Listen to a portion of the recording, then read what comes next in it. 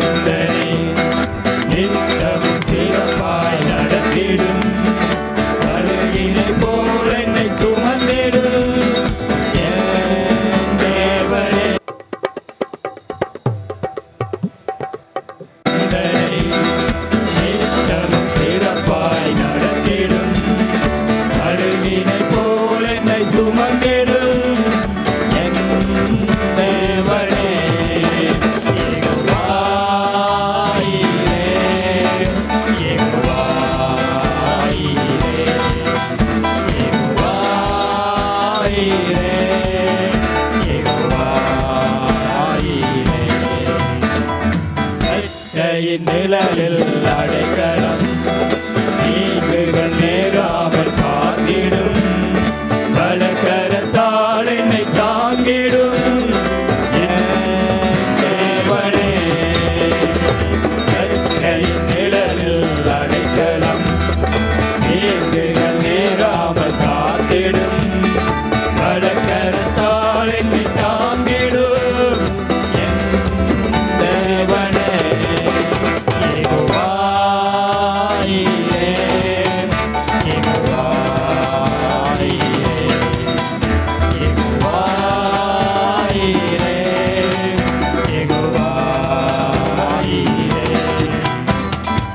சிலுவையில் எந்த நோய்களை சுமந்தீரும் சரீரத்தால் சுகமான அப்பா, நான் சுகமானே. நன்றி இயேசுப்பா. ஹல்லேலூயா. சிலுவையில் எந்த நோய்களை சுமந்தீரும் சரீரத்தில் அன்றே நான் சுகமானே. ஆண்டவராகிய இயேசு கிறிஸ்துவின் நாமத்தில் இன்னும் ஒரு நாளில் இந்த நிகழ்ச்சியினூடாக உங்களை சந்திப்பதில் மிகுந்த மகிழ்ச்சி அடைகிறேன். நீங்கள் இந்த நிகழ்ச்சியை பார்த்து கொண்டிருக்கிற சிலர் யோசிப்பீங்க, இன்றைக்கு என்ன வரப்போகிறது, என்ன இவர் சொல்ல போகிறான்னு சொல்லி. சில நேரம் எங்களுடைய வாழ்க்கையில் நாங்கள் சில காரியங்களை மேற்கொள்ள முடியாமல் இருக்கிறது. சில காரியங்கள் எங்களை நோக்கி வர்ற நேரத்தில் நாங்கள் ஒரு காற்றினால் அடிபட்டு போகிறதை போல போகிறோம். ஆனால் நாங்கள் அதுக்காக அழைக்கப்பட்டவர்கள் அல்ல, அதை நாங்கள் மேற்கொள்ள வேண்டியவர்களாக இருக்கிறோம். ஆதியாகமம் 1வது அதிகாரம் 26வது வசனம் சொல்லப்படுகிறது, பின்பு தேவன் நமது சாயலாகவும் நமது ரூபத்தின் படியையும் மனுஷனை உண்டாக்குவோமாக, அவர்கள் சமுத்திரத்தின் மச்சங்களையும் ஆகாயத்து பறவைகளையும் மிருக ஜீவன்களையும் பூமி அனைத்தையும் பூமியின் மேல் ஊறும் சகல பிராணிகளையும் ஆளக்கடவார்கள் என்றார். அப்படின்னு சொன்னால் இது எப்பொழுது நடக்கிறது என்று சொன்னால், ஆண்டவர் இந்த உலகத்தை உருவாக்குற நேரத்தில் சகலத்தையும் உருவாக்குகிறார். எல்லாம் அழகாக ஒன்றன் பின் ஒன்றாக அழகாக உருவாக்கி அதற்கு பிற்பதாக அவரை போல தமது சாயலாக தேவனை போல இயேசு கிறிஸ்துவை போல மனுஷனை உருவாக்குகிறாராம். உருவாக்கி சொல்லுகிறாராம், இந்த உலகத்தை நீ ஆளுகை செய், உனக்கு விருப்பப்படி நீ நடத்து, நீ எங்க போகணுமோ போ, என்ன செய்யணுமோ செய். எந்த மிருகத்தை நீ வெட்டி சாப்பிடணும்னு நினைக்கிறியோ சாப்பிடு. என்ன சொல்றியோ அது அப்படி நடக்கட்டும். என்னென்ன மிருகங்களுக்கு என்னென்ன பேர் வைக்கிறியோ, என்னென்ன பறவைகளுக்கு என்னென்ன பேர் வைக்கிறியோ அதெல்லாம் வை. அப்போ யோசிச்சு பாருங்க, இதெல்லாம் யாருக்கு கிடைக்கும் நோமலா? அல்லது யார் இப்படிப்பட்டவராக இருப்பார்? ராஜாக்கள் மட்டும்தான். ராஜாக்கள் மட்டும்தான் இப்படியா இருப்பார்கள். தாங்கள் நினைக்கிறதை செய்வார்கள், தாங்கள் போகிற இடத்துக்கு போவார்கள், யாரையும் வெட்டுவார்கள், யாரையும் பிடிச்சு உள்ள போடுவார்கள் என்ற மாதிரி அப்படிப்பட்ட ஒரு அதிகாரத்தை கொடுத்தார். ஆனாலும் மனுஷனுடைய பாவத்தின் நிமித்தமாக அதெல்லாம் இழந்து போனான். ஆனாலும் இயேசு கிறிஸ்துவின் மூலமாக திரும்ப அத்தனை எங்களுக்கு கொடுத்தார். நாங்கள் ஒரு வசனத்தை வாசிப்போம். மத்தேயு 17வது அதிகாரம் 27வது வசனம் சொல்லப்படுகிறது. ஆகிலும் நாம் அவர்களுக்கு இடரலாயிராதபடிக்கு நீ கடலுக்கு போய் தூண்டில் போட்டு முதலாவது அகப்படுகிற மீனை பிடித்து அதன் வாயை திறந்து பார், ஒரு வெள்ளி பணத்தை காண்பாய், அதை எடுத்து எனக்காகவும் உனக்காகவும் அவர்களிடத்திலே கொடு என்றார். இந்த வசனத்துக்குரிய அர்த்தத்தை உங்களுக்கு சொல்வதற்கு முன்பதாக ஒரு காரியத்தை சொல்ல விரும்புகிறேன். அதாவது நான் ஆரம்பத்திலே சொன்னேன், நாங்கள் எல்லா காரியத்தையும் மேற்கொள்ள வேண்டியவர்கள் என்று சொல்லி, ஆண்டவர் ஏற்ற நேரங்களுக்கு ஏற்ற காரியங்களை எங்களுக்கு செய்வார், அல்லது ஏற்ற நேரங்களுக்கு ஏற்ற காரியங்களை எங்கள் மூலமாக செய்ய விரும்புகிறார். நான் நினைக்கிறேன் இதுதான் சரியான முறை என்று. எந்தெந்த சந்தர்ப்பத்தில் என்ன தேவையோ அதை நாங்கள் செய்யக்கூடும். இப்பொழுது இங்கே என்ன நடக்கிறது என்று சொன்னால், இயேசு கிறிஸ்துடைய நண்பர்கள் எல்லாம் அவர்கள் டாக்ஸ் கொடுக்க வேண்டியவர்களாக இருக்கிறார்கள். ஆனால் இவர்கள் எல்லாம் பெரிதாக ஒரு வேலைக்கெல்லாம் நெடுக அவர்கள் போனவர்கள் போல தோன்றவில்லை. அவர்களுக்குன்னு சில காரியங்கள் இருந்தது. இப்பொழுது டாக்ஸ் கொடுக்க வேண்டும், அதற்கு ஒரு பணம் தேவை. அப்பொழுது ஆண்டவர் என்ன செய்கிறார்? அவருக்கு வல்லமை இருக்கிறது, அவருக்கு அந்த அதிகாரம் இருக்கிறது. அந்த அதிகாரத்தின் மூலமாக அவர் சொல்லுகிறார், நாங்கள் டாக்ஸ் கொடுக்க வேண்டிய அவசியம் என்று இல்லை, ஆனாலும் நாங்கள் சில கட்டுப்பாட்டுக்குள் இருக்க வேண்டியவர்களாக இருக்கிறோம், சில சட்ட திட்டங்களை நாங்கள் மதிக்க வேண்டியவர்கள், ஸோ நாங்கள் கொடுப்போம் என்று சொல்லி அவர் என்ன செய்கிறார்? நீ கடலுக்கு போய் தூண்டில் போட்டு முதலாவது அகப்படுகிற மீனை பிடித்து அதன் வாயை திறந்து பார், ஒரு வெள்ளி பணத்தை காண்பாய், அதை எடுத்து எனக்காகவும் உனக்காகவும் அவர்களிடத்தில் கொடு என்றார். இப்பொழுது ஒரு காரியத்தை செய்ய வேண்டும், ஒரு இடத்துல பணம் கொடுக்க வேண்டும். அவர் பயப்படாமல், ரைட், என்னுடைய ஆண்டவர் வல்லமையுள்ளவர், இயேசு கிறிஸ்து நாமத்தினால் இந்த தேவை இந்த நேரத்தில் செய்து அல்லது பூர்த்தி செய்யப்படுகிறது என்று சொல்லுகிறார். அப்படி பூர்த்தி செய்யப்படுகிறது. இன்னும் ஒரு இடத்துல பார்ப்போம். மாற்கு 6ஆம் அதிகாரம் 41வது வசனம். அவர் அந்த 5 அப்பங்களையும் அந்த 2 மீன்களையும் எடுத்து வானத்தை அண்ணாந்து பார்த்து ஆசீர்வதித்து அப்பங்களை பிட்டு அவர்களுக்கு பரிமாறும்படி தம்முடைய சீஷர்களிடத்தில் கொடுத்தார். அப்படியே 2 மீன்களையும் எல்லோருக்கும் பங்கிட்டார். 42வது வசனம். எல்லோரும் சாப்பிட்டு திருப்தி அடைந்தார்கள். இங்கே இன்னும் ஒரு சம்பவம் நடக்கிறது. இப்பொழுது அவருடைய அநேகர், கிட்டத்தட்ட 5000 பேருக்கும் அதிகமானோர் ஒரு கூட்டத்தில் இருக்கிறார்களாம். அந்த இடத்துல அவர்களை போஷிக்க வேண்டும், அவர்களுக்கு ஆகாரம் கொடுக்க வேண்டும். ஆனால் இவருக்கு அதிகாரம் இருந்தது.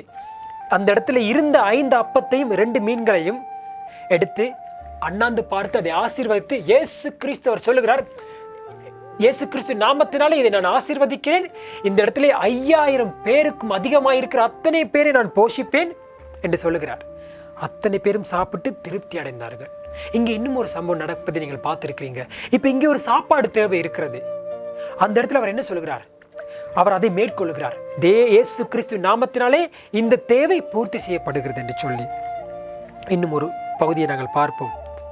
மாற்கு 4ஆம் அதிகாரம் 37வது வசனம். அப்பொழுது பலத்த சுழல் காற்று உண்டாகி படகு நிரம்பத்தக்கதாக அலைகள் அதன் மேல் மோதிற்று. கப்பலின் பின்னயத்தில் அவர் தலையணை வைத்து நித்திரையாயிருந்தார். அவர்கள் அவரை எழுப்பி, போதகரே, நாங்கள் மடிந்து போகிறது உமக்கு கவலை இல்லையா என்றார்கள். அவர் எழுந்து காற்றை அதட்டி கடலை பார்த்து, இறையாதே, அமைதலாயிரு என்றார். அப்பொழுது காற்று நின்று போய் மிகுந்த அமைதல் உண்டாயிற்று. இங்கே பார்த்தீங்க என்று சொன்னால் ஒரு ஆபத்து வருகிறது, ஒரு பெரிய மரணம் நேர்கிற ஒரு ஆபத்து வருகிறது. அவர் அதட்டுகிறார், அதை அப்படியே நின்று போகிறது. இதனால தான் அன்பு சகோதரனே சகோதரியே, நான் உங்களுக்கு ஏற்கனவே ஆரம்பத்தில் சொன்னேன், ஆண்டவர் நாங்கள் இந்த உலக காரியங்களை எங்களை மேற்கொள்ளும்படியாக அவர் எங்களை உருவாக்கவில்லை. அவர் அதிலே மனிதனை உருவாக்குகிற வேளையிலேயே இந்த உலகத்தை நீங்க ஆண்டு கொள்ளுங்கள் என்று உருவாக்குகிறார். இந்த நாளிலே நீங்கள் எப்படிப்பட்ட சூழ்நிலைகள் இருந்தாலும் அல்லது எப்படிப்பட்ட பாதை கூடாக நீங்கள் போய்கொண்டு இருந்தாலும் நீங்க சொல்லுங்க, நான் இதிலே மடிந்து போக மாட்டேன், இதை நான் மேற்கொள்ளுவேன். மேற்கொள்வதற்கு ஒரே ஒரு வழி, அது இயேசு கிறிஸ்து. ஒரே ஒரு நாமம், அது இயேசு கிறிஸ்து. இந்த இயேசு கிறிஸ்து நாமத்தினாலே எனக்கு எதிராக வருகிற, எனக்கு விரோதமாக வருகிற என்ன காரியமா இருந்தாலும் நான் மேற்கொண்டு முன்னோக்கி போவேன். அப்படி எந்த காரியத்தையும் மேற்கொண்டு நீங்கள் முன்னோக்கி போக விரும்புறீங்க என்று சொன்னால், இந்த நாளிலே உங்களை முற்று முழுவதுமாக இந்த இயேசு கிறிஸ்துவிடத்தில் ஒப்பு கொடுங்க. அது என்ன பிரச்சனையா இருக்கலாம், கஷ்டம், வேதனை, துன்பம், வியாதி எதுவா இருந்தாலும் அதில் எதுவும் உங்களை மேற்கொள்ள முடியாது. இந்த இயேசு கிறிஸ்துவை நீங்கள் விசுவாசிப்பீர்கள் என்று சொன்னால், இந்த இயேசு கிறிஸ்துவை நீங்கள் விசுவாசிப்பீர்கள் என்று சொன்னால் சகலத்தையும் நீங்க மேற்கொள்வீங்க. எனவே இந்த நாளிலே உங்களை அப்படியே கண்களை மூடி அவர்களிடத்தில் ஒப்பு கொடுங்க. அன்புள்ள இயேசப்பா, நீங்கள் என்னை உருவாக்கினது நான் இந்த உலகத்தை ஆள வேண்டும் என்று, நான் சகலத்தை மேற்கொள்ள வேண்டும் என்று சொல்லி, என்று சொன்னால் அப்படியாகத்தான் அப்பா இந்த உலகத்தை உருவாக்கியும் அதில் மனுஷனை உருவாக்கினீங்க.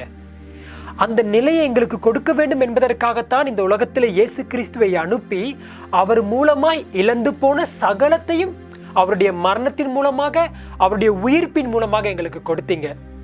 எனவே இந்த இயேசு கிறிஸ்துவை நான் விசுவாசிக்கிறேன்.